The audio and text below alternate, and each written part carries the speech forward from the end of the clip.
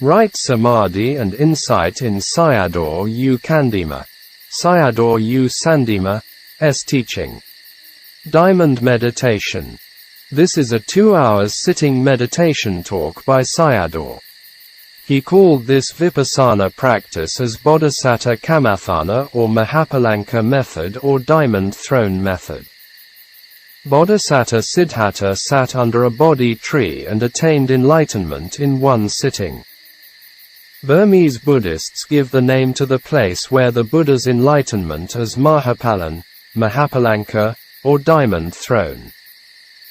Sayadaw called it as diamond throne method because with determination or resolution, adhitthana, in one sitting kill or abandon tanha kilesa. In one of his talks he mentioned it as the only way to expose tanha quickly. I did not transcribe the whole talk, but only the important points. The practice is also quite simple. Yogis who develop samadhi with anapanasati can do this practice. After the successful purification of the mind, cittavisuddhi, or jhana samadhi, continuing with Mahapalanka meditation, one can bear dukkha vedana. Sitting with the body in relaxation, without any tension and control to the body. Mind and body are in relaxation. You should not have any concern for the body. The mind has to be at rest and free. Empty the mind out and just pure awareness. Whatever is happening to the mind and body, just be aware of it without any state of intervention. If Vedana arises on the body, don't go and look at it.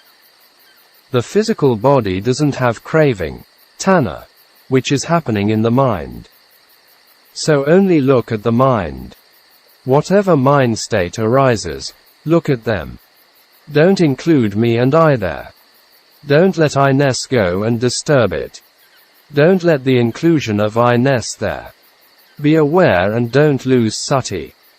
If the mind inclines toward the painful body, don't contemplate Vedana, instead contemplate the minds following behind.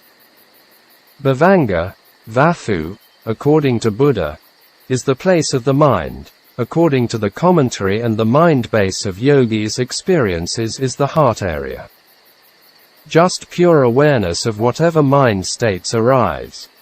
The body is moving is because the mind is moving. Don't follow the desire of the mind, don't follow tanha. There is only one observation of the essence. Sati-panna only has the work of penetrative knowing. It doesn't have other things included there. No defiled, kilesa, minds are there. Contemplate nama lakkhana of the mind.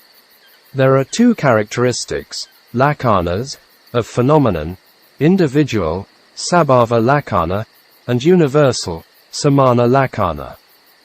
Closing square bracket. Don't follow behind the air at the tip of the nostril.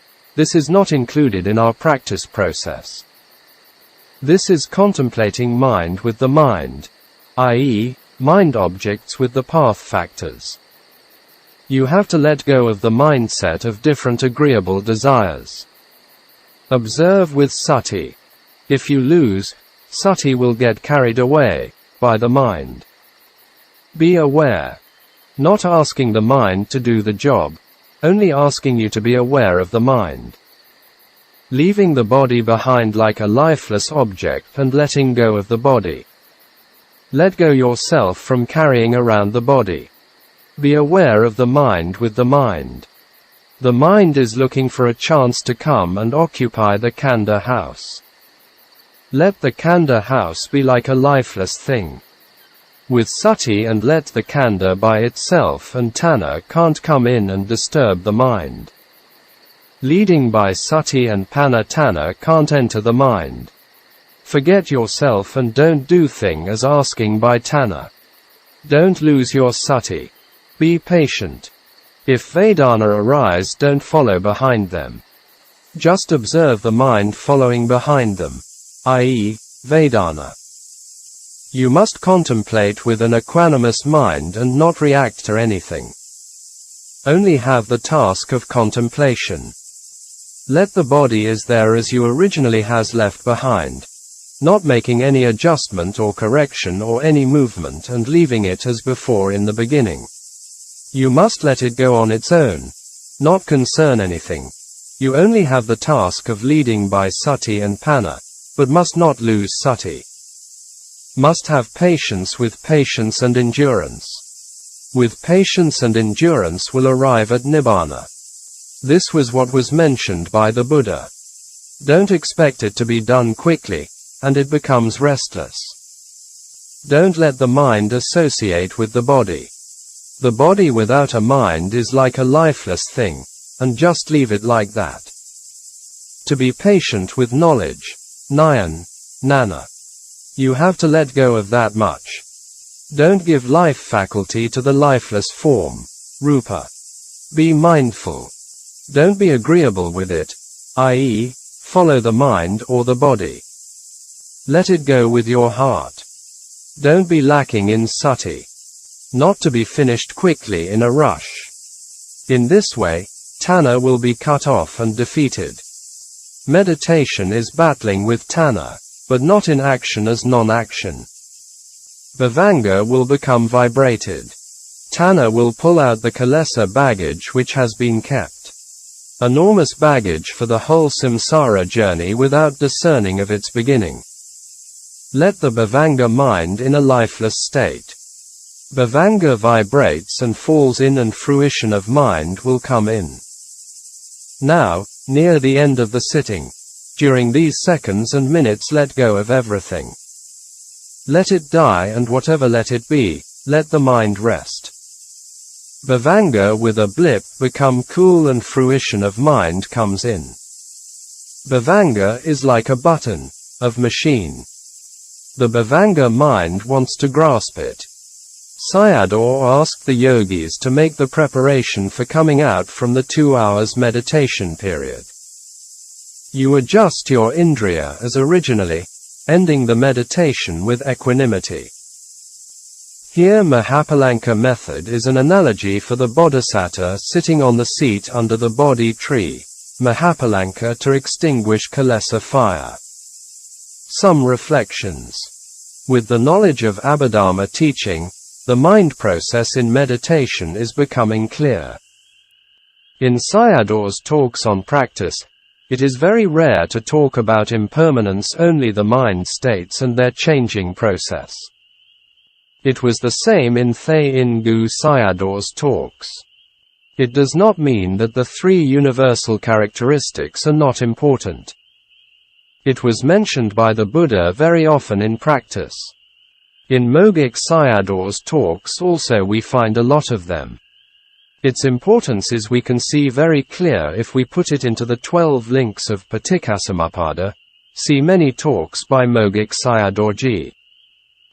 Sayadaw U Candima called this Satipatthana as Sitanupasana, just contemplate in the mind only, and not concerning for Rupa and Vedana phenomena. In the beginning of the sitting, it doesn't have any object to observe, and it's just pure awareness. It does not mean there is no object at all. A mind with no object is impossible. Even path and fruition minds have Nibbana as its object. Why is the observing mind purely aware here? A yogi attains jhana, which is Upekka Samādhi, with it only can do this practice. A person is not dead yet, so the mind will always arise. Even the following mind can observe the preceding contemplative mind, path factor's mind. In the Chinese Chan tradition, Japanese, Zen, Korean, Sun, there is a school called Sao Tung, in Japanese, Soto Zen.